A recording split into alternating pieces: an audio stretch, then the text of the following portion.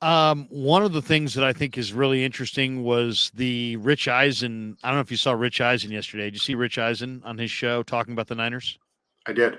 Uh-huh. What do you think? What do you think, Jack? I mean, is Rich Eisen on his show basically talked about this and said, Brock's the guy, and then even kind of suggested that, brought up the 5th year option on Trey, and that the 49ers, might wind up, he kind of went down the Ian Rappaport lane again, where, hey, the 49ers might consider trading Trey Lance because they don't want to pay that 5th year option, and it could happen this summer. And so this is coming from Eisen, who's an NFL Network guy, also coming through Rappaport, who's an NFL Network guy.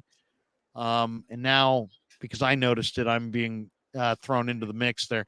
But what do you think of Eisen? I mean, Eisen doesn't ever criticize the 49ers, and he just went on his show and kind of laid out another scenario where Brock's here and Darnold's here and Brandon Allen's here and Trey's not here. What do you make of it? I think in listening to everything he said, it sounds.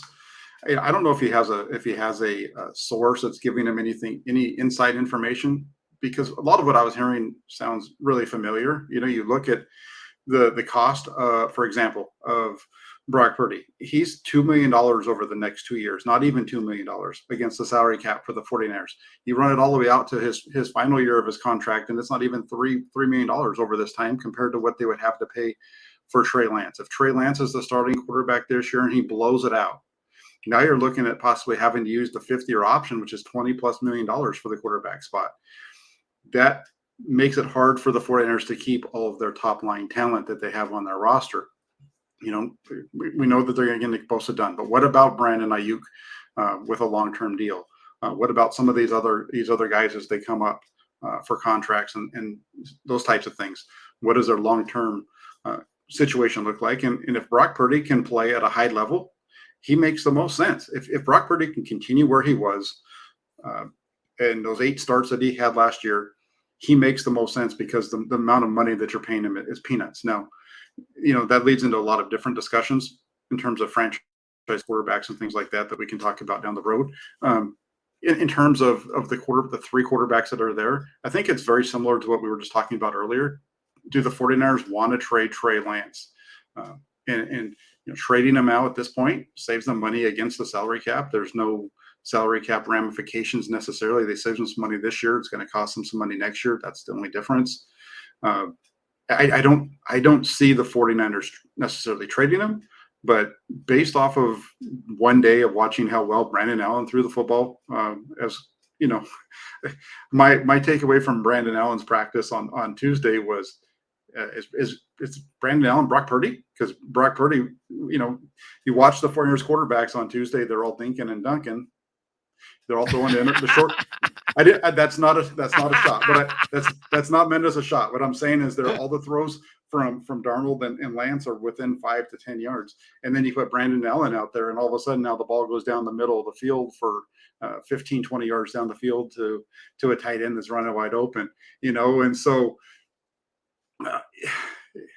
the situation's interesting, and I think that I've always said that there's a possibility of a trade of Lance, but there was a lot of things that are going to happen or have to happen in order for that to occur, and there's still a lot of things, because at this point right now there's nobody around the NFL that's going to trade for him.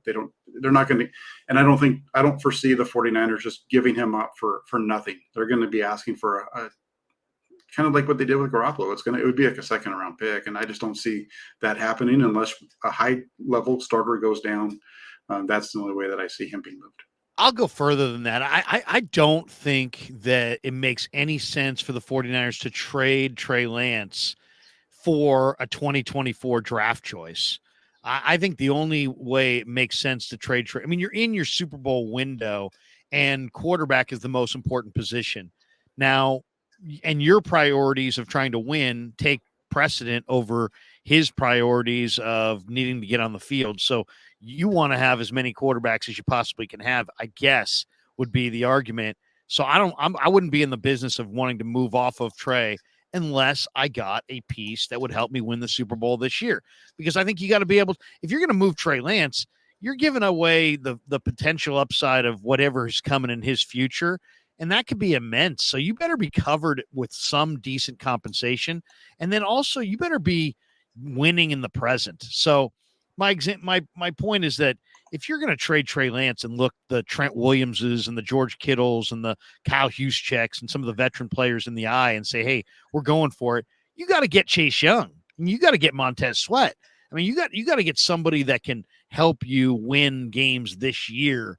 And that would be an argument that I think if you moved to Trey Lance and got a premier edge rusher and said you're going with Brock and Darnold and Allen going forward, I think most people could understand that as, okay, you know what, they made a commitment and they're trying to win now, and this is helping them win now because they added a veteran, edge piece that can really help them win the Super Bowl this year. If you're just trading him for picks next year, are you really have a better chance to win this year if you've now thinned out your quarterback room?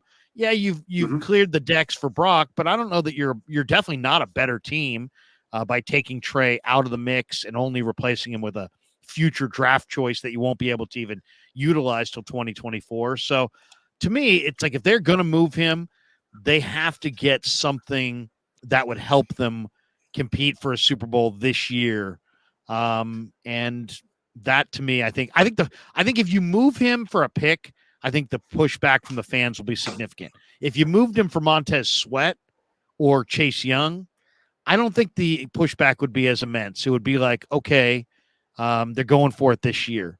So I don't know. That's just my read on it. I think the idea of trading Trey for draft picks worked if you could do it this year and then use those picks to add significant players to help you win this year.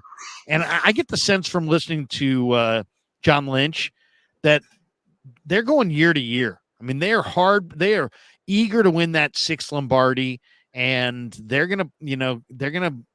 want to, they'll worry about next year.